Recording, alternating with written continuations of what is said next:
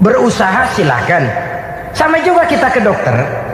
Oleh dokter kan setelah diperiksa penyakit kita, lalu dianalisa, oh ini penyakitnya ini, kemudian diberikan obat. Lah obat itu kan tentu ada aturan minumnya tuh. Yang kapsul ini sehari 3 kali, yang tablet ini sehari 2 kali. Kalau kita minumnya kelebihan, overdosis namanya.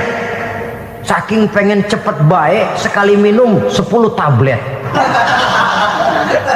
Ya memang nggak sakit-sakit lagi, tapi nggak hidup sudah. Habis. Kita pun dalam melaksanakan amalan hidup beragama begitu. Saudara datang kepada kiai, orang-orang soleh, meminta amalan, wiridan, itu jangan sampai overdosis. Tidak sesuai dengan kemampuan pribadi. Wong masih SD sudah minta matematika kelas SMP, celeng. Baru SMP sudah minta diajarkan filsafat kelas perguruan tinggi, semaput.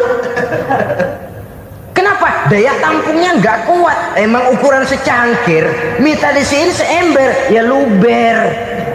Lebihnya nggak cukup. Kenapa? Yang diberikan, yang diamalkan tidak sesuai dengan makomnya, tidak sesuai dengan kemampuan yang ada pada dirinya.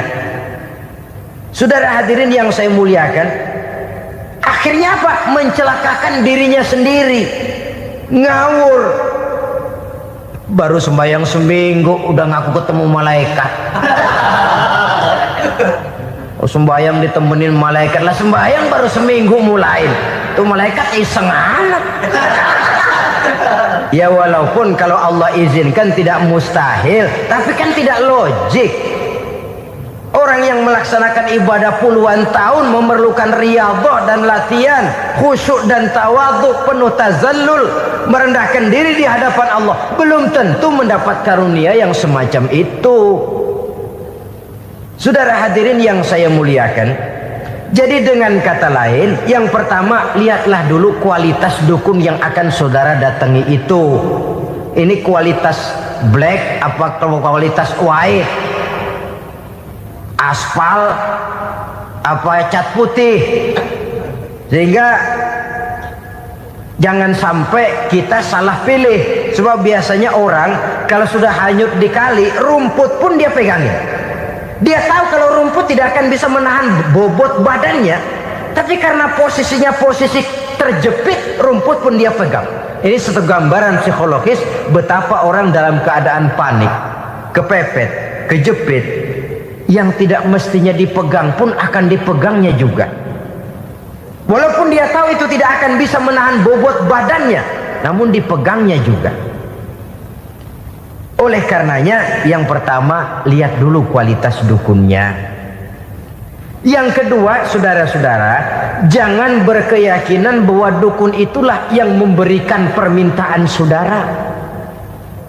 Si dukun hanya bisa dengan izin Allah. Nah ini kuncinya. Kalau izin Allahnya dihilangkan, dan ini yang jarang. Biasanya kalau kita diajak ke dukun, di sono aja no paten banget. Abah ano, abah ini, abah ano, abah-abah. Lah, lalu pikiran kita kan terfokus. Dikala itulah kita mulai menyampingkan Allah. Di situ yang dikhawatirkan nilai tauhid kita jadi tergoyah karenanya.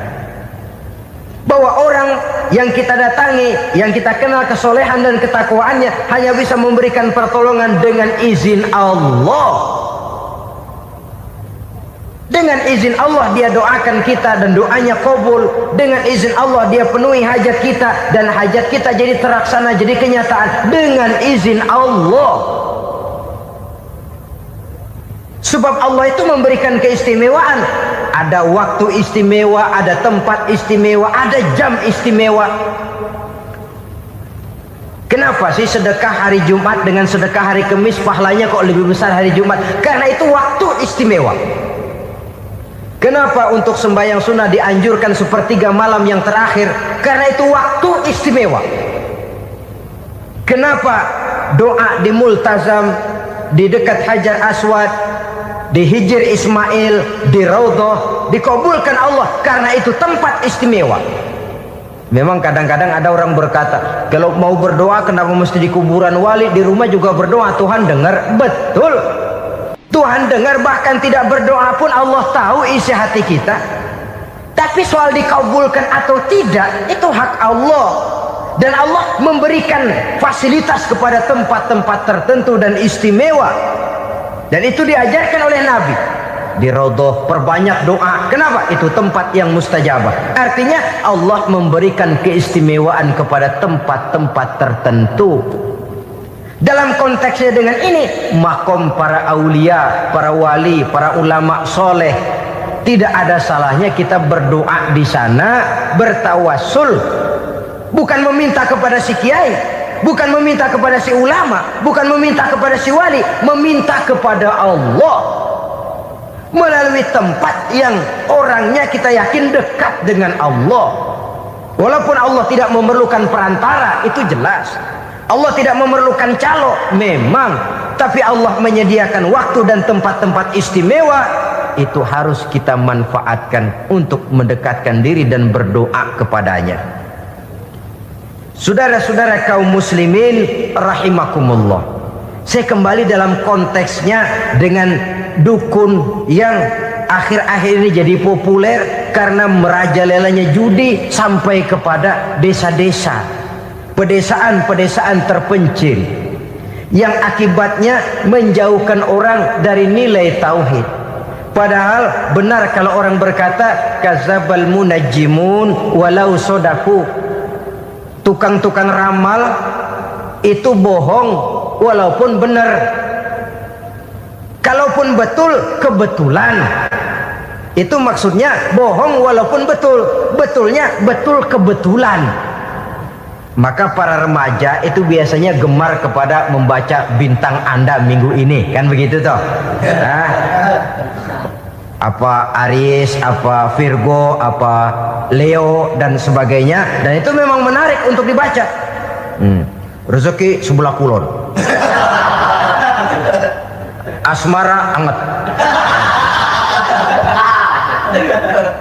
Saudara hadirin, hal yang semacam ini boleh saja untuk dibaca, tapi tidak untuk diyakini kebenarannya. Boleh saja untuk dibaca, tapi tidak untuk diyakini kebenarannya. Karena meyakini kebenarannya sama saja dengan mendahului Allah. Dan itu bisa menggelincirkan nilai-nilai tauhid kita. Tauhid dalam ibadah saya katakan tadi, menyembah hanya kepada Allah, bermohon hanya kepada Allah dengan menggunakan fasilitas-fasilitas yang disediakan oleh Allah, baik berupa waktu maupun tempat-tempat tertentu dan orang-orang. Ya, kalau waktu dan tempat saja ada yang diberikan keistimewaan oleh Allah, padahal tempat itu benda mati, apalagi manusia yang merupakan makhluk hidup. Saudara hadirin yang saya muliakan, saudara-saudara kaum muslimin yang berbahagia, sehingga dengan demikian kita tetap menjaga nilai-nilai akidah, dan dengan ini syariat kita laksanakan tanpa membuang hakikat. Sebab hakikat tanpa syariat itu kosong. Syariat tanpa hakikat juga tidak ada tujuan. Yang penting hati bersih, nggak sembahyang nggak apa-apa. Mana bisa begitu, Mas? Kalau memang hati bersih nggak usah sembahyang nggak apa-apa. Nabi Muhammad dulu berhenti dong sembahyang. Sebab beliau orang yang hatinya paling bersih. Nah, orang yang hatinya paling bersih saja sembahyang yang nggak berhenti, masa kita lalu mau berhenti? Yang penting kan kita bisa dekat dengan Allah melalui perasaan, banyak-banyak ingat. Apa itu sembahyang? Macam-macam. Itu hakikat saja tanpa syariat ya tidak bisa. Syariat saja tanpa hakikat juga gerak lahir yang tanpa roh namanya. Kita melakukan sholat tapi kita tidak tahu untuk apa kita sholat dan kenapa kita sholat dan siapa yang kita sembah di dalam kita sholat. Sehingga dengan demikian keduanya tidak bisa terpisahkan satu sama lain, seperti halnya kulit dan isi. Barangkali pernah saya ingatkan, kulit penting, isi pun juga penting. Hakikat penting, syariat juga penting. Dan kita jangan salah mengartikan, terjebak dalam ucapan-ucapan yang masih memerlukan penafsiran, sehingga lalu kita cenderung mendiskreditkan dan menjelekkan para wali. Misalnya ada ucapannya Syekh Abdul Qadir Jailani yang berkata begini, barang siapa yang masuk ke rumahku lalu ia memakan makananku, maka ia akan masuk surga. Ini kalau ucapan ini dipahami secara apa adanya, ya jelas orang bisa tergelincir. Tapi kalau ditafsirkan secara betul, siapa yang masuk ke dalam rumahku, di mana rumah Syekh Abdul Qadir, di mana umumnya rumah para wali? Di masjid. Jadi siapa yang masuk ke dalam rumahku? Masjid. Lah kalau sudah di dalam masjid, makanannya apa? Getuk. Tentu saja tidak. Kalau sudah di masjid itu ya makanannya ya wirid, zikir, tahajud, baca Quran, paling kurang i'tikaf. Jadi siapa yang masuk ke masjid lalu dia sujud, wirid, zikir, ya jelas saja surga. Jangan membaca ucapan ini lantas rame-rame nyari bekas rumah Syekh Abdul Qadir. Rame-rame masuk ya rumah kecil. Saudara hadirin, kita terlalu terpaku kepada materi ucapan dan melupakan filsafat daripada ucapan itu sendiri. Dalam kondisi yang sedemikian, sangat boleh jadi orang lalu tergelincir karenanya. Oleh karena itulah saudara-saudara, saya kembali kepada satu prinsip, bahwa sebenarnya dengan tidak perlu menyalahkan pihak-pihak lain, mari kita kembali kepada sikap mental kita sebagai muslim. Kalau mental memang sudah mental penjudi, apapun bisa dijudikan. Tapi kalau mental itu tidak ada, walaupun di kiri kanan dan depan belakang banyak dibuka tempat-tempat perjudian, saya yakin kita akan mampu menahan dan menjaga diri. Sikap mental inilah yang memerlukan pembinaan dari kita semua. Sehingga dengan demikian kita akan menjadi pribadi-pribadi yang bisa bertahan dari segala gempuran-gempuran yang datang dari luar karena adanya prinsip ketahanan mental itu tadi. Sekali lagi saya ingatkan bahwa judi selamanya tidak akan pernah mendatangkan kebahagiaan. Judi tidak akan membuat orang menjadi kaya. Judi tidak akan membuat orang makin akrab berteman dan bersaudara. Yang jelas, judi melahirkan permusuhan dan dendam, membangkitkan rasa malas, memulukan angan-angan tanpa mau peras keringat dan banting tulang, melalaikan orang dari tanggung jawab dan kewajibannya, membuat ia lupa kepada anak, istri dan seluruh keluarganya, dan pada akhirnya dia akan terjebak dalam satu permainan yang makin menjauhkan dia dari proses kesadarannya sebagai manusia. Sebagai uraian penutup, marilah kita renungi firman Allah dalam Al-Baqarah ayat 208. A'udzubillahi minasyaitonir rajim. Ya ayyuhalladzina amanu dukhulu fis silmi kafah wa la tattabi'u khutuwatis syaitan innahu lakum aduwwum mubin. Hai orang-orang yang beriman, masuklah kamu ke dalam keselamatan. Masuklah kamu ke dalam Islam secara keseluruhan. Jangan kamu mengikuti jejak-jejak setan, karena setan adalah musuhmu yang nyata dan jelas. Judi termasuk jejak-jejak yang ditinggalkan oleh setan untuk diikuti oleh kita, agar kita mendapatkan kesengsaraan baik di dunia, lebih-lebih di akhirat nanti. Lahirlah budaya jilat-menjilat, upeti, dan lain sebagainya, asal tujuan bisa tercapai. Sementara itu yang miskin ingin cepat menjadi kaya, sedang yang kaya ingin menjadi lebih kaya lagi. Kalau boleh tidak hanya sekedar dia saja yang kaya, anaknya harus kaya, cucunya tidak boleh miskin dan kere, bahkan cucu daripada cucunya pun harus jadi orang-orang kaya. Ini keinginan yang wajar. Setiap orang tua tentu tidak ingin meninggalkan anak cucunya dalam keadaan miskin dan terlunta-lunta.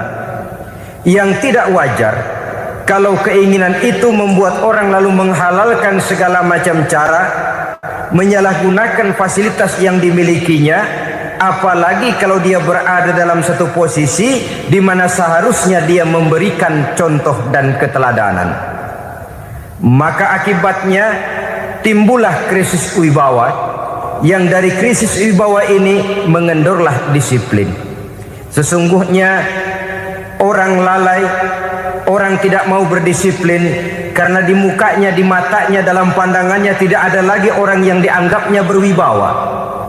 Dan wibawa itu hilang oleh karena orang merasa tidak ada keteladanan yang patut dijadikan contoh dalam kehidupannya. Inilah sesuatu yang kurang dirasakan di zaman kita sekarang ini. Bukan kurangnya teori, bukan kurangnya segala macam kaedah dan dalil, tetapi yang kita rasakan sekarang ini kurangnya contoh dan keteladanan dari orang-orang yang seharusnya memberikan contoh dan keteladanan itu.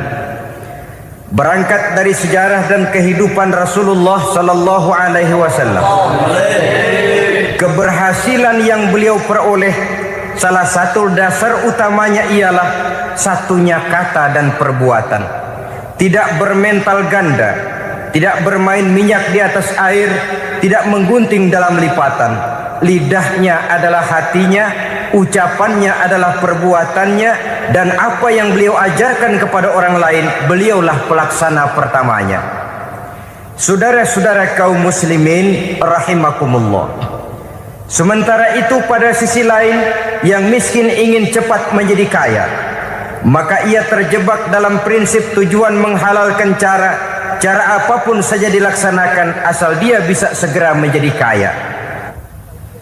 Maka salah satu jalan yang banyak dilaksanakan orang untuk mencapai kekayaan tanpa harus peras keringat dan banting tulang seperti umumnya orang adalah melalui satu jenis permainan yang umumnya kita kenal dengan nama judi.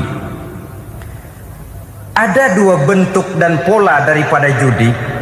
Walaupun seiring dengan kemajuan ilmu pengetahuan dan teknologi canggih, peradaban manusia semakin tinggi, maka jenis macam judi yang dimainkan oleh manusia ikut-ikut menjadi canggih. Tetapi pada umumnya ada dua jenis macam judi itu. Pertama, ada judi yang dilakukan secara langsung, dalam arti seorang petaruh berhadapan dengan bandar atau orang berhadapan dengan orang. Dari judi yang dilaksanakan secara langsung ini, efek negatif yang segera bisa kita lihat dengan nyata. Pertama, timbulnya rasa dendam dan permusuhan. Walaupun orang nampak duduk berhadap-hadapan, walaupun kelihatannya mereka tertawa satu sama lain, tapi yakinlah itu cuma sekedar kulit saja. Pikiran yang ada dalam benak tiap-tiap orang yang terlibat dalam perjudian tidak lain ialah bagaimana saya bisa mengalahkan lawan main saya. Akibatnya tentu bisa kita pastikan akan timbullah dendam dan permusuhan bagi yang kalah, akan timbullah rasa sombong dan menganggap remeh orang lain bagi yang menang. Yang kedua, lalainya orang kepada apa yang menjadi tanggung jawab dan kewajibannya. Orang bisa lupa kepada anak dan istri. Kalau kepada anak dan istri saja sudah bisa lupa, apalagi kepada yang lain. Sebab anak dan istri memang merupakan bagian daripada kehidupan kita. Konon lagi saudara, konon lagi keluarga yang lain, anak istri saja bisa terlupakan oleh penyakit dan permainan yang bernama judi ini. Yang ketiga, hilangnya rasa sayang kepada harta. Harta yang didapatnya dengan peras keringat dan banting tulang. Mungkin pergi pagi dan pulang sore. Setibanya dia di meja judi, apalagi uang tadi sudah bertukar dengan dalam bentuk koin, maka rasa sayang kepada harta itu tidak akan pernah ada lagi. Tetapi saudara-saudara, bagaimanapun juga, judi dalam artian langsung semacam ini hanya melibatkan orang-orang tertentu. Artinya selektif. Ada judi yang lebih berbahaya daripada jenis ini, perjudian massal, taruhlah roulette dan kasino itu judi, tetapi